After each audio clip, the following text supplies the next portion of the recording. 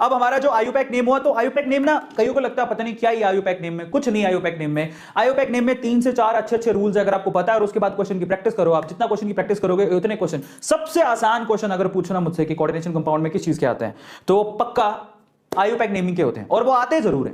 अब किस किस को लगता है कि भैया मेरे को कोऑर्डिनेशन कंपाउंड में जो आयुपैक नेमिंग है उसमें मेरे को कभी कोई प्रॉब्लम नहीं आएगी। सीएफटी बेटा आएगा थोड़ी देर में, सारे टॉपिक करेंगे तो उसमें सीएफटी तो आएगा ना। तो आइसोमरिज्म को भी एक बार थोड़ा सा क्रॉस चेक कर लेते हैं, उसके बाद अपन किस किस को समझ में आ गया भी आयुपैक नेम में तो मुझे कोई प्रॉब्लम नहीं है। Yes, this is important for board as well, just write down in chat section. तो आयुपैक नेम तो मुझे आते हैं सर, मुझे कोई प्रॉब्लम नहीं है। आप सीधे सीएफटी की तरफ हमें लेके चलो। लिगेंड क्या होता है? समबडी इज आस्किंग लिगेंड क्या होता है? बेटा तू सबसे पहले, कल रविवार है, सुबह सुबह मंदिर जाएगा या जो भी किसी भी रिलीजन का बेटा अपने भगवान के घर जाना, और वहां पर है ना प्रसाद चढ़ा के आना पहले। तू सच बता रहा हूं, ठीक है? तो अगर किसी को ये लिख रहा है समबडी इज आस्किंग लिगेंड क्या होता है, तो लिगेंड बेटा तू सबसे पहले कल जाके या फिर अमेजोन से कल जाके तू लाल चड्डी ऑर्डर करना। अमेजोन पे दिवाली की सेल भी चल रही है ना। अब ये एक्सपेक्ट मत करना कि ए स्क्वायर ने चड्डी निकाल दी है क्या, तो ए स्क्वायर की कोई चड्डी नहीं आती है नहीं, पर A square is like a brand नहीं, पर चड्डी नहीं आती है। सो ओवरऑल जो लिगेंड पूछ रहा है, लिगेंड क्या होता है, ठीक है? तो लिगेंड वो होता है जो कि लोन पे डोनेट करता है मेटल को। भाई कौन सी दुनिया में है, क्या रिपीट करूं सैन्यू के लिए, कैन यू प्लीज रिपीट? बेटा दोबारा देख लेना, ये जो सेशन है ना रिकॉर्डेड सेशन है और वीडियो है, दोबारा आ जाएगा, चिंता नहीं करने का जिंदगी में। अब चलते हैं अगले टॉपिक की तरफ, आइसोमरिज्म, उसका भी रिवीजन कर लेते हैं। आइसोमरिज्म का मतलब क्या होता है? आइसोमरिज्म का मतलब होता है दो ऐसे कंपाउंड, आइसोमर्स का मतलब दो ऐसे कंपाउंड जिनकी ओवरऑल फॉर्मूला सेम होता है, ठीक है? फॉर्मूला सेम है, बट इनके स्ट्रक्चर में डिफरेंस होते हैं, इनकी फिजिकल और केमिकल प्रॉपर्टीज में भी डिफरेंस होता है, तो उनको हम लोग आइसोमर्स कहते हैं। और ऐसी प्रॉपर्टी को आइसोमरिज्म कहते हैं जिनमें फॉर्मूला सेम है लेकिन फिर भी उनकी फिजिकल और केमिकल प्रॉपर्टीज डिफर करेंगी क्योंकि उनकी स्ट्रक्चर डिफरेंट है। समझ में आ गया?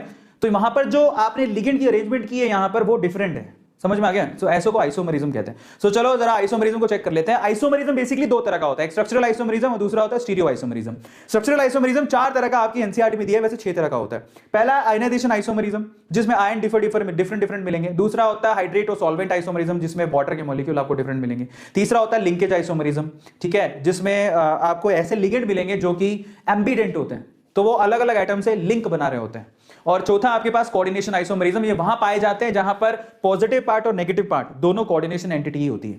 फिर होता है स्टीरियो आइसोमरिज्म, वो 2 तरह के होते हैं, एक तो होता है ज्योमेट्रिकल आइसोमरिज्म सिस और ट्रांसफॉर्म, दूसरी होती है आपका ऑप्टिकल आइसोमरिज्म। इनको डिटेल में करा चुका हूं, अभी सिर्फ रिवीजन कराऊंगा, ठीक है? तो जरा आप चेक करो फटाफट से। आयनाइजेशन आइसोमरिज्म जहां पर आयन ही अलग अलग मिले, जैसे एग्जांपल के तौर पे आप इनको एग्जांपल लो, जैसे कि यहां पर कोबाल्ट के साथ में अमोनिया है 5 और एक SO4 लगाया, क्लोरीन बाहर है। अगर आप यहां पर इसकी रिएक्शन करवा दोगे सिल्वर नाइट्रेट से, अब ये भूल जाओ, रिएक्शन भी छोड़ो, अगर मैं बोलूं कि इनके आयन बताओ कि वाटर में डालने के बाद कौन कौन से आयन मिलेंगे, तो आप इतना प्रिडिक्ट कर सकते हो कि क्लोराइड आयन मिलेगा और ये पूरा एक आयन है। समझ में आ गया? ये आपके पास कैटायन है पूरा कॉम्प्लेक्स और क्लोराइड है। ये क्लोराइड आयन सिल्वर से रिएक्ट कर लेगा अगर आप AgNO3 से रिएक्शन कराओगे तो, और सिल्वर क्लोराइड का वो व्हाइट पीपीटी दे देगा। तो यहां पर जो आयन मिले आपको वो कौन से मिले? एक तो ये मिला भाई साहब पूरा का पूरा, और एक क्लोरीन मिला। सबको समझ में आ गया? लेकिन अगर मैं यहां पर एक काम करूं, ध्यान से समझना, अगर मैंने यहां पर काम किया कि क्लोरीन को तो अंदर ले गया और SO4 को बाहर ले आया, मतलब ये अलग तरह का कॉम्प्लेक्स कंपाउंड होता है। मैं नहीं लेकर गया हूं, कंपाउंड ही अलग तरह का होता है, जिसमें आपको यहां पर अब अगर इसके देखो फॉर्मूला सेम है, अभी भी ऊपर और नीचे फॉर्मूला सेम है। फर्क किस चीज का? फर्क ऊपर वाले में यहां पर SO4 लिगेंड की तरह काम कर रहा है, SO4-2 लिगेंड की तरह काम कर रहा है, यहां पर Cl-2 लिगेंड की तरह काम कर रहा है। और अगर आपने इसको AgNO3 के अंदर डाल दिया तो अब AgCl का कोई भी आपको प्रोडक्ट नहीं मिलने वाला, क्योंकि Cl फ्री ही नहीं है, वो लिगेंड की तरह अंदर है और जो इलेक्ट्रॉन प्रोवाइड कर रहा है कोबाल्ट को, तो यहां पर कोई रिएक्शन नहीं होगी। समझ में आ गया? तो इसका मतलब देखो जरा ध्यान से, ये और ये फॉर्मूला सेम है लेकिन रिजल्ट अभी भी अलग अलग आ रहे हैं। क्यों? क्योंकि स्ट्रक्चर अलग अलग है। यहां पर क्लोरीन फ्री है लेकिन यहां पर क्लोरीन फ्री नहीं है। इसको बोलते हैं आयनाइजेशन आइसोमर, क्योंकि आयन अलग अलग है। यहां पर क्लोराइड आयन है, यहां पर SO4- आयन है। अगला है हाइड्रेट आइसोमरिज्म। ये पानी के मॉलिक्यूल के हिसाब से देखो जरा, एग्जांपल लो ज्यादा समझ में आएगा। जैसे कि यहां पर क्रोमियम के साथ में 6 वाटर के मॉलिक्यूल लिगेंड की तरह काम कर रहे हैं और 3 क्लोरीन बाहर है जो कि काउंटर आयन की तरह काम कर रहे हैं। लेकिन अगर मैं यहां पर एक काम करूं, 6 की जगह 5 ही कर दूं, तो अब क्रोमियम में 5 ही वाटर के मॉलिक्यूल है, एक क्लोरीन से उसकी बैलेंसी पूरी हो रही है, 2 क्लोरीन बाहर है और एक वाटर का मॉलिक्यूल बाहर है। अभी भी अगर आप देखोगे तो दोनों का फॉर्मूला सेम है, लेकिन इनके सॉल्यूशंस के जो कलर और रिजल्ट है वो अलग अलग है। यहां पर ब्लू कलर का, यहां पर ग्रीन कलर का, बड़ा मजेदार चीज है, जरा आप चेक करो, दोनों की प्रॉपर्टीज भी अलग अलग है। यहां पर 3 क्लोरीन बाहर आयन की तरह प्रेजेंट होंगे, यहां पर 2 ही क्लोरीन आयन की तरह प्रेजेंट होंगे। लेकिन अभी भी अगर मैं पूछूं कि क्रोमियम का ऑक्सीडेशन, यहां पर क्रोमियम का कोऑर्डिनेशन नंबर कितना है, तो वो 6 ही बोलोगे, क्योंकि 6 ही लिगेंड यहां पर इलेक्ट्रॉन प्रोवाइड कर रहा है। यहां पर कोऑर्डिनेशन नंबर पूछूं तो 6 ही है, क्योंकि 5 वाटर के मॉलिक्यूल और एक क्लोरीन भी है जो उसको सेटिस्फाई कर रहा है उसकी सेकेंडरी वैलेंसी को, वार्नर थ्योरी के हिसाब से। इसको हाइड्रेट आइसोमर बोलते हैं। लिंकेज आइसोमरिज्म में आप ऐसे लिगेंड यूज करते हो जो कि बाइडेंटेट, एम्बीडेंटेट होते हैं। एम्बीडेंटेट का क्या मतलब है आपको समझाता हूं एग्जांपल के साथ। जैसे कि आप NO2 का एग्जांपल लो, NO2 एक एम्बीडेंटेट एग्जांपल है। ये NO2 इतना चालाक है कि ये नाइट्रोजन से भी इलेक्ट्रॉन डोनेट कर सकता है और ऑक्सीजन से भी इलेक्ट्रॉन डोनेट कर सकता है। मजे की बात देखो, अगर यहां पर देखो ये 2 कलर का होता है, अगर ये नाइट्रोजन से इलेक्ट्रॉन डोनेट कर रहा है मतलब नाइट्रोजन टू कोबाल्ट बॉन्ड बन रहा है तो ये ऐसे कलर का होता है, डिफर। और मान लो कि NO2 में ऑक्सीजन कोबाल्ट को इलेक्ट्रॉन पेयर डोनेट कर रहा है तो इसका कलर ऐसा होगा। तो कलर डिफर आ रहा है क्यों? क्योंकि यहां पर जो लिगेंड है बेसिकली वो अलग अलग तरह से बॉन्ड बना रहा है। यहां पर नाइट्रोजन डोनेट कर रहा है कोबाल्ट को, यहां पर ऑक्सीजन डोनेट कर रहा है। इसको बोलते हैं N, नाइट्रीटो N, इसको बोलते हैं नाइट्रीटो O।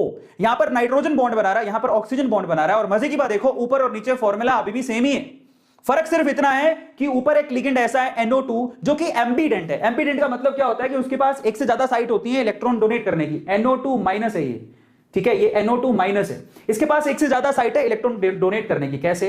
ये एक नाइट्रोजन हुआ जिसने डबल बॉन्ड ऑक्सीजन बना रखा है, एक ऑक्सीजन ये रहा जिसमें माइनस का साइन है। समझ में आ गया? अब आप ध्यान से देखो, ये माइनस का साइन है, इसका मतलब इसके पास 6 इलेक्ट्रॉन है, ठीक है, इसके पास 2 इलेक्ट्रॉन है, इसके पास 4 इलेक्ट्रॉन है। दिखाई दे रहा है? अब या तो ये यहां से डोनेट कर सकता है, समझ में आ गया, क्योंकि नाइट्रोजन जो है लेस इलेक्ट्रोनेगेटिव और उसके पास एक लोन पेयर भी है। आ गया समझ में? तो यहां से डोनेट कर सकता है, या फिर वो यहां से भी डोनेट कर सकता है किसी मेटल को। अगर वो इससे डोनेट करता है तो अलग कंपाउंड बनेगा ये वाला, अगर वो इससे डोनेट करता है तो ये वाला कंपाउंड बनेगा। अगर वो नाइट्रोजन से डोनेट करता है तो बोलते हैं नाइट्रीटो N, अगर वो ऑक्सीजन से डोनेट करता है तो उसको बोलते हैं नाइट्रीटो O। लेकिन ऐसा कभी नहीं होगा कि दोनों से डोनेट कर दे, नाइट्रोजन ऑक्सीजन दोनों से। ये मोनोडेंटेट है। कैसा है? मोनोडेंटेट। मोनोडेंटेट का क्या मतलब होता है कि भैया ये एक ही लोन पे डोनेट कर सकता है। तो NO2 is a ambidentate ligand, इसके बाद 2 साइट होती है इलेक्ट्रॉन पेयर डोनेट करने के लिए। सबको समझ में आ गया? इसको बोलते हैं लिंकेज आइसोमरिज्म। फिर आता है कोऑर्डिनेशन आइसोमरिज्म। कोऑर्डिनेशन आइसोमरिज्म उन कंपाउंड्स में पाया जाता है जिसमें कैटायन और एनायन दोनों पार्ट कोऑर्डिनेशन टाइप के होते हैं, ठीक है। जरा आप देखो एग्जांपल के लिए, ये कोबाल्ट के साथ कितने अमोनिया है? 6। क्रोमियम के साथ क्या है? 6 साइनाइड है। अब मैं सिर्फ इंटरचेंज कर दूं, मतलब यहां पर इंटरचेंज, पार्टनर इंटरचेंज, मुंबई की भाषा में नहीं, पार्टनर इंटरचेंज कर दो। कोबाल्ट के साथ अमोनिया था, अभी कोबाल्ट के साथ CN लगा दो। Partner interchange is called coordination compound. किस किस को समझ में आ गया? पार्टनर इंटरचेंज, पार्टनर इंटरचेंज किस किस को समझ में आ गया? जल्दी से बताओ। अरे प्रिंस कुमार क्या रिपीट करूं बेटा, वो तो बहुत ऐसा। रुको, ये रिपीट करूं कि पीछे वाला रिपीट करूं? कौन सा रिपीट करने के लिए बोल रहा?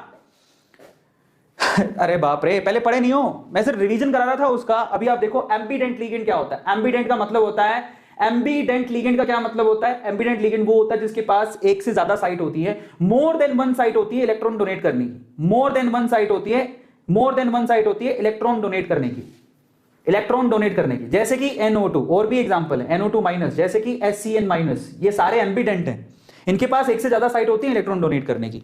समझ में आ गया? जैसे कि आपको मैं आपकी जानकारी के लिए बताता हूं, CO, carbon monoxide is also ambident. CO या CN minus, sorry CN minus, carbon भी कर सकता है, नाइट्रोजन भी कर सकता है। ऐसा इसके साथ भी होता है, कार्बन मोनोऑक्साइड में ऐसा होता है क्या? कार्बन मोनोऑक्साइड के साथ तो नहीं होता, लेकिन CN के साथ जरूर होता है। ये नाइट्रोजन से डोनेट कर सकता है या कार्बन से भी कर सकता है। तो जिसके पास मॉलिक्यूल में एक से ज्यादा साइट होती है डोनेट करने की, ठीक है, वो कौन सा वाला आइसोमरिज्म दिखाता है? पीछे जो आपने पढ़ा था, कौन सा? Linkage isomerism. लिंक अलग अलग हो रहा है, ठीक है। तो ये देखो, एक बार फिर से देख लो, जिसको समझ में नहीं आया, मेरे काम नहीं कर रहा, क्या चक्कर है, ठीक है। अब जरा देखो पीछे वाला, ये लिंकेज आइसोमरिज्म। यहां पर ये जो इलेक्ट्रॉन डोनेट कर रहा है वो नाइट्रोजन के थ्रू कर रहा है, जबकि यहां पर वो ऑक्सीजन के थ्रू कर रहा है। तो दोनों में फर्क क्या है? लिंक अलग अलग है, इसलिए उसका नाम क्या हो गया? लिंकेज आइसोमरिज्म, ठीक है। अब अगले वाले में चलो, नेक्स्ट है नंबर 4। नंबर 4 क्या? Coordination isomerism. पार्टनर एक्सचेंज कर दो। पार्टनर एक्सचेंज में कोबाल्ट के पास 6 अमोनिया, क्रोमियम के पास 6 CN है।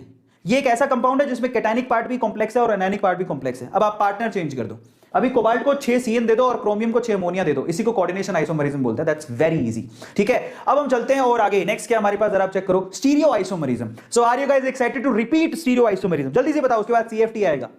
काउंटर आयन क्या होता है बेटा? काउंटर आयन, भाई तुम पढ़ते नहीं हो क्या? कोऑर्डिनेशन कंपाउंड का लिए नहीं थे क्या लेक्चर? काउंटर आयन का मतलब होता है बेसिकली, जरा आप चेक करो, ये लिखा हुआ है जैसे कि K4FeCN6, K4FeCN6 लिखे हैं। भाई साहब कैसे करोगे तुम लोग, मुझे तो ये समझ में नहीं आता। ये कोऑर्डिनेशन एंटिटी है, अगर कोऑर्डिनेशन एंटिटी को ध्यान से देखोगे तो इस CN पे माइनस का 6 चार्ज हो गया ना। टोटल 6 CN है, एक CN पे माइनस का 1 चार्ज होता है, तो 6 CN पे माइनस का 6 चार्ज हो गया। समझ में आ गया? माइनस का 6 चार्ज हो गया। समझ में आया कि नहीं आया? और इस Fe पे प्लस का 2 चार्ज है। तो अगर आप ध्यान से देखोगे तो यहां पर टोटल अगर आप चार्ज देखोगे पूरा, ये माइनस का 6 प्लस का 2, तो कितना बच गया? माइनस का 4। तो ओवरऑल इस पूरी एंटिटी पे बाहर माइनस का 4 चार्ज है। तो इसको बैलेंस करने के लिए आपको कोई काउंटर आयन तो लगाना पड़ेगा ना, मतलब उसको बैलेंस करने के लिए बाहर एक आयन तो लगाना पड़ेगा। अकेला अगर मार्केट से बोलोगे जाके भैया सोडियम आयन दे दो, एक खींच के थप्पड़ लगाएगा वो। आयन कुछ नहीं होता, मॉलिक्यूल है, अलग अलग सब्सटेंसेस है जो न्यूट्रल फॉर्म में मिलते हैं। आयन मायन कुछ नहीं होता, तो इसी को काउंटर आयन बोलते हैं, जो कि इसकी -4 वैलेंसी को बैलेंस कर रहा है। छोटे छोटे सवाल भी ऐसे ऐसे करके पूछ रहे हो तो भैया राम भरोसे कैसे चलेगा काम। चलो अब हम चलते हैं स्टीरियो आइसोमेरिज्म की तरफ। स्टीरियो आइसोमेरिज्म क्या होता है? जो आपके लिगेंड की पोजीशन है ज्योमेट्रिकली या फिर 3 डायमेंशन में, बस उसी को चेंज कर रहे हैं और कुछ चेंज नहीं आ रहा, सब कुछ सेम है। यहां पर फॉर्मूला भी सेम है, स्ट्रक्चर भी सेम है, 3 डायमेंशन पोजीशन में चेंज आ रहा है लिगेंड की, उसको स्टीरियो आइसोमेरिज्म कहते हैं, जो कि 2 तरह का होता है। ध्यान से इसको चेक करो। स्टीरियो आइसोमेरिज्म 2 तरह का है, एक तो ज्योमेट्रिकल आइसोमेरिज्म जो कि खुद 2 तरह का होता है, ठीक है, वो होता है एक सिस और एक ट्रांस। अब सवाल है कि ज्योमेट्रिकल आइसोमेरिज्म कौन दिखाता है? Shown by geometrical isomerism is shown by square planar. अब आप नोट कर लेना कि टेट्राहेड्रल कभी भी ज्योमेट्रिकल आइसोमेरिज्म नहीं दिखाते, प्लीज नोट डाउन कर लेना। टेट्राहेड्रल कभी भी ज्योमेट्रिकल आइसोमेरिज्म नहीं दिखाते। स्क्वायर प्लेनर में भी कौन दिखाता है जरा आप चेक करो। स्क्वायर प्लेनर में भी जब एक मेटल के साथ 4 अलग अलग तरह के लिगेंड हो ABCD तो वो दिखाता है, और एक ऑक्टाहेड्रल भी दिखाता है। तो टेट्राहेड्रल ज्योमेट्रिकल आइसोमेरिज्म नहीं दिखाते, ये आप लोग ध्यान रखिएगा, आपको काम आएगा, ये मैंने पहले भी बताया था। स्क्वायर प्लेनर दिखाता है, ऑक्टाहेड्रल भी दिखाता है, ठीक है। अब इनमें कौन कौन से कॉम्बो दिखाते हैं जरा आप चेक करो। स्क्वायर प्लेनर में MA2B2 मतलब एक मेटल है, 2 लिगेंड है, 2 लिगेंड है, ऐसे वाले स्क्वायर प्लेनर स्ट्रक्चर्स बेसिकली सिसो ट्रांसफॉर्म बनाएंगे, ज्योमेट्रिकल आइसोमेरिज्म दिखाएंगे। समझ में आ गया? यहां पर आप सिसो ट्रांसफॉर्म बना सकते हो, कोई प्रॉब्लम नहीं है। कैसे बनाते हो? बहुत ईजी है, जरा आप चेक करो।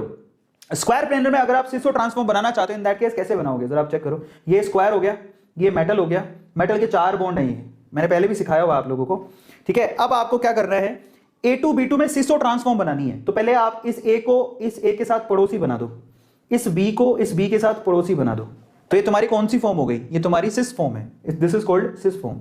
बन गई सिस फॉर्म। क्या है इसके अंदर? कुछ है क्या इसमें? और बच्चे इतना डरते हैं इसको लेके, पता नहीं ऐसे लगता है जैसे टटियां निकल जाएंगी तुम्हारी। बताओ इसमें कुछ है क्या? क्या MA2B2 जो कि स्क्वायर प्लेनर स्ट्रक्चर की होती है उसकी सिस फॉर्म बना लोगे क्या?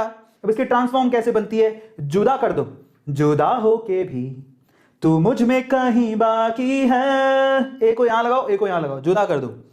बी को यहां लगाओ, बी को यहां लगा दो, जुदा कर दो। ये ट्रांसफॉर्म है। और बच्चे पता नहीं इतना क्यों डरते हैं इनसे, मुझे कभी समझ में नहीं आता। समझ में आ गया? जल्दी करो।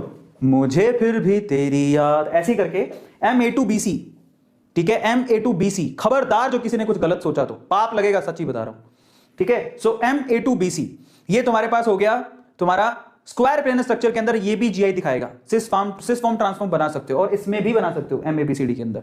ये 3 टर्म्स ऐसी हैं जहां पर आप स्क्वायर प्लेनर के अंदर ज्योमेट्रिकल आइसोमेरिज्म बना सकते हो। समझ में आ गया? से आप लोगों को ध्यान रखना है। Is this clear to all of you? इसी तरह से ऑक्टाहेड्रल में आ जाओ। ऑक्टाहेड्रल में कौन दिखाएगा? ऑक्टाहेड्रल के अंदर एक मेटल 4 लिगेंड एक जैसे, 2 लिगेंड एक जैसे, ये सिस फॉर्म ट्रांसफॉर्म यहां बना सकते हो, नो प्रॉब्लम। इसी तरह से MA2BB2, BB2 का क्या मतलब है? बाइडेंटेट लिगेंड है, जैसे कि EN। समझ में आ गया? वो भी सिसो ट्रांसफॉर्म बना सकता है। और MA3B3 से भी सिसो ट्रांसफॉर्म बना सकते हो। तुम बताओ कि इनमें से मैं किसकी सिसो ट्रांसफॉर्म बना के दिखाऊं तुम्हें? जल्दी से बताओ, मैं बना के दिखाता हूं, चलो।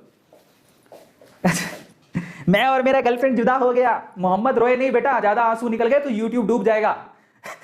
अब बताओ इनमें से किसका? अच्छा, सेकंड वाले का सिसो ट्रांसफॉर्म मैं बताता हूं, चलो। सेकंड वाले का सिसो ट्रांसफॉर्म बना के दिखाता हूं, दैट्स वेरी इजी। तो मैं देखो जरा कैसे बनाओगे।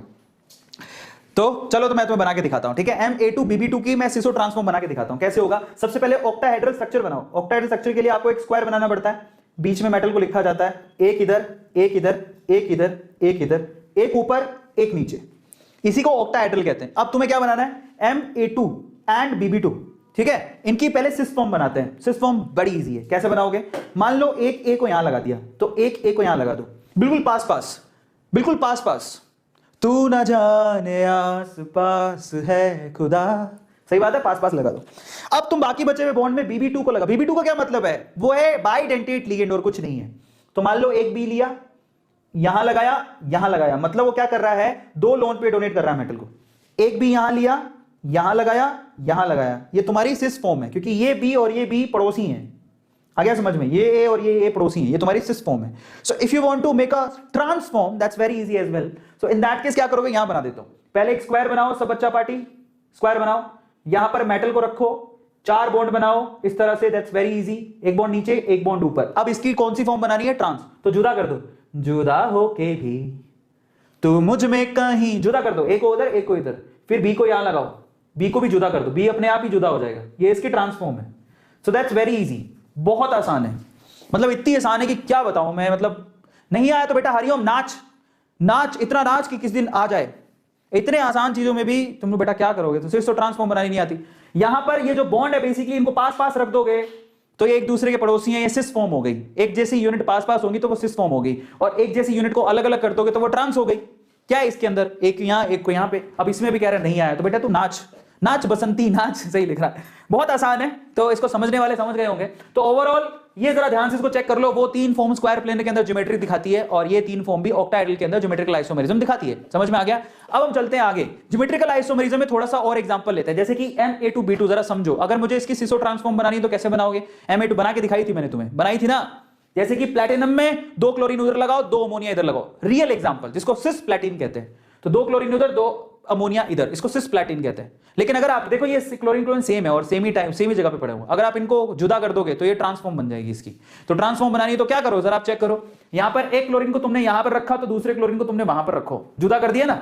समझ में आ गया। तो इसको ट्रांसफॉर्म बोलते हैं। बहुत आसान है, बच्चों के जैसा खेल है, कुछ नहीं है। ऑप्टिकल आइसोमेरिज्म कौन दिखाता है। अब ना आपको ये पता होना चाहिए कौन दिखाता है। अगर ये तुम्हें पता ही कौन दिखाता है तो जो बाकी बच्चे होंगे वो नहीं दिखाते होंगे। ऑप्टिकल आइसोमेरिज्म कौन दिखाता है जरा चेक करो। ऑप्टिकल आइसोमेरिज्म टेट्राहेड्रल दिखाता है, इसका मतलब स्क्वायर प्लेनर नहीं दिखाता। तो प्लीज आप नोट डाउन करो, square planar does not show optical isomerism. Square planar कभी भी ऑप्टिकल आइसोमेरिज्म न से नहीं, द से दिखाता। समझ में आ गया। तो टेट्राहेड्रल दिखाता है और ऑक्टाहेड्रल दिखाता है। कौन कौन दिखाता है, एक तो टेट्राहेड्रल और दूसरा ऑक्टाहेड्रल। स्क्वायर प्लेनर कभी भी ऑप्टिकल एक्टिविटी नहीं दिखाता, क्योंकि वो खुद ही कह रहा है स्क्वायर प्लेनर। इसका मतलब क्या होगा, उसको आप 2 पार्ट में डिवाइड कर सकते हो क्योंकि वो खुद प्लेनर है। So there is a plane of symmetry जो उसको 2 इक्वल पार्ट में डिवाइड कर देगी। समझ में आ गया। तो स्क्वायर प्लेनर कभी भी ऑप्टिकल एक्टिविटी नहीं दिखाता। कौन कौन दिखाता है, एक तो ऑक्टाहेड्रल और एक है टेट्राहेड्रल। समझ में आ गया, दोनों जगह एक ही जगह होगी। तो ऑक्टाहेड्रल और एक है टेट्राहेड्रल। समझ में आ गया। अब देखो इनमें से कौन कौन से कॉम्बो है। टेट्राहेड्रल में तो टेंशन ही नहीं है, सिर्फ यही है अकेला। टेट्राहेड्रल में सिर्फ यही कॉम्बो है जो कि ऑप्टिकल एक्टिविटी दिखाता है, MABCD यही दिखाता है और कोई नहीं। अब ऑप्टिकल एक्टिविटी का मतलब क्या होता है। ऑप्टिकल एक्टिविटी तुमने ऑर्गेनिक कंपाउंड्स में भी पढ़ी है, जब कार्बन के साथ चारों वैलेंसीज अलग अलग ग्रुप से पूरी हो रही हो, यानी कि उसकी एक मिरर इमेज बनाओ जो कि अपनी ओरिजिनल के ऊपर सुपर इंपोज ना हो सकती हो। ऑप्टिकल एक्टिविटी का क्या मतलब होता है। ऑप्टिकल एक्टिविटी का मतलब है, मान लो कि ये हाथ है, ये क्या है, हाथ। ये किसी पॉलिटिकल पार्टी का एजेंडा नहीं है, ये हाथ है, मेरा हाथ है, किसका, द ब्रांड ए स्क्वायर का हाथ है। अब इसकी मिरर इमेज कहां है, ये इसकी मिरर इमेज है। समझ में आ गया। ये हाथ है, ये इसकी मिरर इमेज है, लेकिन क्या एक दूसरे पर सुपर इंपोज हो सकते हैं, मतलब एक दूसरे को ढक सकते हैं कंप्लीटली, नहीं। करके देखो, ये रहा, ढको। मछली जल की रानी है, जीवन उसका पानी है, अंगूठा नहीं ढका है, इसका मतलब ये सुपर इंपोज नहीं हो सकते। समझ में आ गया। इसका मतलब क्या होगा, इसका मतलब ये हाथ एक दूसरे की मिरर इमेज है बट एक दूसरे पे सुपर इंपोज नहीं हो सकते। इसका मतलब ये दोनों हाथ मुझे दे दे ठाकुर, ऑप्टिकल एक्टिविटी शो कर सकते हैं। मतलब एग्जांपल दे रहा हूं, ठीक है। सो ऐसे ही आप MABCD में टेट्राहेड्रल कॉम्प्लेक्स कंपाउंड बनाओगे तो ये ऑप्टिकल एक्टिविटी शो करेगा, क्योंकि आप इसको 2 इक्वल पार्ट में डिवाइड नहीं कर सकते हो या इसकी मिरर इमेज बना के उस पर सुपर इंपोज नहीं कर सकते हो। ट्राई करके देखो, ट्राई करके देखो, ट्राई ट्राई ट्राई। जैसे कि मैंने एक मेटल लिया, मेटल के ऊपर मैंने A लगा दिया, अब टेट्राहेड्रली मैंने B लगा दिया। समझ में आ गया। ये C लगा दिया और ये D लगा दिया। यही होता है टेट्राहेड्रल में। इसकी मिरर इमेज बनाओ, मिरर इमेज बनाओ। ये मेटल है, ये A है, तो यहीं तो दिखेगा D मिरर इमेज में, D, यहीं दिखेगा C और यहीं दिखेगा B। अब मैं अगर इसको उठाऊंगा, उठाओ इसको, उठाओ, रखो यहां। जब आप इसको उठा के इसको रखोगे तो ये D किसको कवर कर रहा होगा, B को। तो ये तो गलत बात है ना। D B को क्यों कवर करे, B को कवर करना चाहिए ना। खुद दिमाग लगाओ। जब इसको उठाओगे, उठाओ इसको, उठाना आता है, उठाओ एज इट इज, इसके ऊपर रखो। मेटल पे मेटल कवर हो जाएगा, A पे A कवर हो जाएगा, C पे C कवर हो जाएगा, लेकिन ये D किसको कवर करेगा, इस B को। ये B किसको कवर करेगा, इस D को, जो कि गलत है। A से A कवर हो जाएगा, मेटल से मेटल कवर हो जाएगा, ये सही है, लेकिन ये D B को कवर कर रहा होगा। इसका मतलब सुपर इंपोज नहीं हो रही, सुपर इंपोज नहीं हो रही, इसका मतलब ये ऑप्टिकली एक्टिव है। समझ में आया। समझे, जिसमें अकल है ना, सच बता रहा हूं, उसको तो 2 मिनट में समझ में आ जाएगा, कुछ नहीं है इसमें। चलो, तो ऐसे ही करके अब हम क्या कर रहे हैं, ओए क्या कर रहा है भाई। चलो अब आगे चलते हैं। नेक्स्ट हमारे पास टेट्राहेड्रल का कॉम्बो समझ में आ गया कि ये दिखाएगा। अब ऑक्टाहेड्रल की तरफ चलते हैं। ऑक्टाहेड्रल में ये कॉम्बो है जो कि आपको ऑप्टिकल एक्टिविटी दिखाएंगे, जैसे कि Ma2B2C2 ये दिखाएगा, MABCDEF ये दिखाएगा, Ma3AA3 मतलब ये बाइडेंटेड लिगेंड है जो कि 3 लगे हो, तो ये भी ऑप्टिकल एक्टिविटी दिखाएगा। इसी तरह से Ma2B2 ये दिखाएगा, MAB2C2 ये भी दिखाएगा। मतलब मजे की बात ये है कि जब आप इनको ऑक्टाहेड्रली बनाओगे और जब इनकी मिरर इमेज बनाओगे तो एक की मिरर इमेज दूसरे को ढक नहीं पाएगी, एक की मिरर इमेज दूसरे को ढक नहीं पाएगी। तो अब बताओ कि इनमें से तुम किसका प्रूफ चाहते हो, मैं तुम्हें करके दिखाऊं, बोलो। इनमें से तुम किसका प्रूफ चाहते हो कि सर वो बना के दिखाओ, उसकी मिरर इमेज बना के दिखाओ और प्रूव करके दिखाओ? कौन सा चाहते हो? मैं एक का प्रूव करके दिखाऊंगा, बोलो सारे बोलो कौन सा चाहिए? जय माता दी, कौन सा चाहिए? कौन सा वाला चाहिए? बोलो इनमें से कौन से वाले का चाहते हो तुम प्रूफ? जल्दी बोलो, क्या कर रहे हो? चौथा वाला, चौथा वाला कौन सा है? MA3 ए बच्चा किसने लिखा है? ये वाला करके दिखाऊं? ये वाला?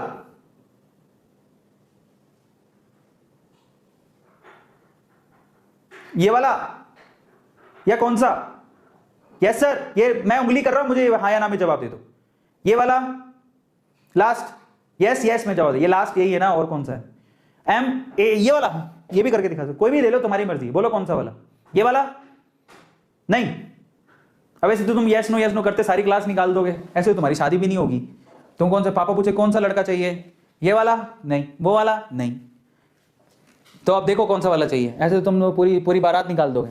तो चलो मैं कोई एक प्रूव करके दिखा देता हूं कौन सा वाला। देखो ज्यादातर ना लोगों को इसमें लगता है क्योंकि मेटल के साथ है ना 3 एक जैसे ही आपने बाइडेंटेट लिगेंड लगा दिए, ज्यादातर इसमें लोगों को प्रॉब्लम होती है। बाकी तो कोई बात नहीं है, ये तो पक्का ऑप्टिकल एक्टिविटी दिखाएगा क्योंकि सारे के सारे अलग है। तो जिसने ऑप्टिकल एक्टिविटी पढ़ी हुई है वो तो झट से आंसर दे देगा। तो उसको प्रॉब्लम आती है सिर्फ एक में, किसमें प्रॉब्लम आती है? समझने में। उसको भाई को प्रॉब्लम आएगी इसको समझने में। किसको प्रॉब्लम समझ में आएगी? अरे ओ सांभा, कितने आदमी थे। तो मेटल के साथ जब बाइडेंटेड लिगेंड 3 जुड़े हो तो ये कैसे ऑप्टिकल एक्टिविटी दिखा सकता है? क्योंकि इसके साथ तो सेम 3 जुड़े हुए हैं और हम ऑर्गेनिक केमिस्ट्री में पढ़ के आए हैं कि कार्बन के साथ जो 4 बॉन्ड होने चाहिए वो चारों अलग अलग होने चाहिए। यहां पर तो भाई साहब मेटल के साथ सेम जुड़े हुए हैं, तो ये ऑप्टिकल एक्टिविटी कैसे दिखा सकता है? बच्चों को दिमाग में आता है कि ऑप्टिकल एक्टिविटी कैसे दिखा सकता है। सब ज्यादा प्रॉब्लम इसी में आती है, बाकी और किसी में नहीं आती। तो मैं बताता हूं कैसे। आप इसको पहले बना के देखो, ए को बनाओ। ये मेटल लिया, अब देखो बना के दिखा रहा हूं तो ध्यान से समझना। अरे ओ सांबा, अरे ओ सांबा, मेरे माइक जो है ना, माइक की तार वो अटक गई कहीं। हाँ तो देखो पहले अपन ने इसको, मैं यहां बना देता हूं। देखो पहले एक मेटल लिया, बोलो ले लिया, फिर मेटल के स्क्वायर बनाया, बोलो बना लिया, 4 बॉन्ड बनाए, बोलो बना लिए, एक बॉन्ड ऊपर बनाया, बना लिया, एक नीचे बनाया, बना लिया ऑक्टाहेड्रली। अब इसके ऊपर है ना आप लगाओ ए मतलब बाइडेंटेड लिगेंड 3 लगाने लगाओ। मान लो एक यहां लगा दिया, समझ में आ गया? एक यहां लगा दिया, एक यहां लगा दिया। तुम खुद कॉपी में बना के देखो, तुम खुद भी बना सकते हो, बहुत ही प्यारा डायग्राम है। और फिर आप इसकी मिरर इमेज बनाओ, मिरर इमेज बनाओ, इसी की मिरर इमेज बनाओ तुम खुद। अकल होगी, मिरर इमेज तो बनानी आती होगी। ये तो इतना तो तुम समझदार हो ही, सब सारे बच्चे समझदार हैं आजकल। एक स्क्वायर बनाओ ऐसी करके, मिरर इमेज बनानी है। कैसे बनाओगे? ये चीज तुम्हें यहां दिखेगी, मिरर इमेज तो आती होगी तुम्हें, इसका प्रतिबिंब। ये चीज तुम्हें यहां दिखेगी और ये चीज तुम्हें यहां दिखेगी। ये उसकी मिरर इमेज है कि नहीं है? ये उसकी मिरर इमेज है। ये है सीता तो ये है गीता, ये है राम तो वो है श्याम, ये है ऋतिक तो वो है रोशन, ये है कंगना तो वो है रानावत। समझ में आ गया? ये है सनी तो वो है देओल। समझ में आया? किस किस को समझ में आ गया? मिरर इमेज तो बनानी आती है कि नहीं आती है? ये बताओ मुझे। समझ में आ गया? अब तुम एक काम करो समझदारी से, उठाओ इसकी मिरर इमेज को, उठाओ। आ गया? इसकी मिरर इमेज को उठाओ, उठाओ एज इट इज, उठाना, उठाओ, लगाओ इसके ऊपर। क्या एक दूसरे को सुपर इंपोज करेगी? ये वाला हिस्सा कहां आ रहा होगा? यहां पर आ रहा होगा। अकल लगाओ, ये वाला हिस्सा कहां आ रहा होगा? यहां पर, इस तरफ आ रहा होगा। क्या उसको ढक रहा है? नहीं। समझ में आया? तो ऑप्टिकल एक्टिविटी क्या होती है? एक दूसरे की मिरर इमेज जो एक दूसरे को सुपर इंपोज ना करती हो, ना करती हो, ना करती हो, ना करती हो, ऐसे मतलब निकलता। एक दूसरे की मिरर इमेज जो एक दूसरे को सुपर इंपोज ना करती हो, ना करती हो, ना करती हो, ना करती हो, ये मतलब निकलता है उसका। समझ में आ गया? तो बस यही है, बाकी तुम खुद बना के देख लेना, कुछ नहीं है। आपको ऑप्टिकल एक्टिविटी चेक करने का सिंपल तरीका होता है, पहले स्ट्रक्चर बनाओ, फिर उसकी मिरर इमेज बनाओ, फिर तुम खुद गैस करो कि अगर मैं इसको उठा लूं और रखने जाऊं तो क्या सुपर इंपोज हो जाएगा? बस वही है, और कुछ नहीं है। समझ में आया? ऑप्टिकल एक्टिविटी जैसे मैं एग्जांपल बताइए, ये एग्जांपल दे रखा, इसने भी यही दिया है। तो ये बड़ी घपचप सा एग्जांपल है, मैंने तुम्हें करके दिखा दिया, अब तुम समझ जाना। ये घपचप सा